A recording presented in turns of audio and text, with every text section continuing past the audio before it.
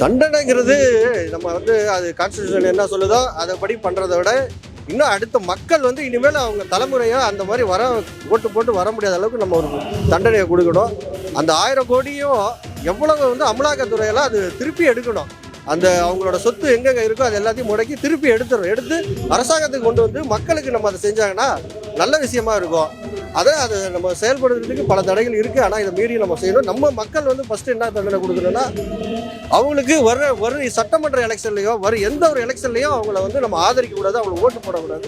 அவர் சார்ந்த கட்சிக்கே சரி அதை நம்ம பண்ணாதான் நம்ம தமிழகம் அடுத்த முறை நல்லா இருக்கும் வருங்காலங்களில். ஏன்னா இப்போ இளம் தலைமுறைகள்லாம் ரொம்ப ஊழல், கற்பழிப்பு, கொலை, சாராயம் ஏகப்பட்டது இப்போ பெரிய பிரச்சனையில் இருக்காங்க. அதனால அவங்கெல்லாம் வரவே கூடாது. இனிமே இது 1000 கோடி ஊழல் மட்டும் இல்லை, ரியல் எஸ்டேட்டு அந்த பக்கத்தில் பொதுமக்களுக்குலாம் அவ்வளோ பயம், அச்சுறுத்தல், அந்த மாதிரி ஒரு சூழ்நிலையில தான் இருக்காங்க. அதனால அவரெல்லாம் இன்னமும் வரவே கூடாது. அந்த 1000 கோடியும் வாங்கி அமலாக்கத்துறைக்கு அரசு கருவூலத்துக்கு கொண்டு வந்தால் நல்லா இருக்கும்னு நான் நினைக்கிறேன்.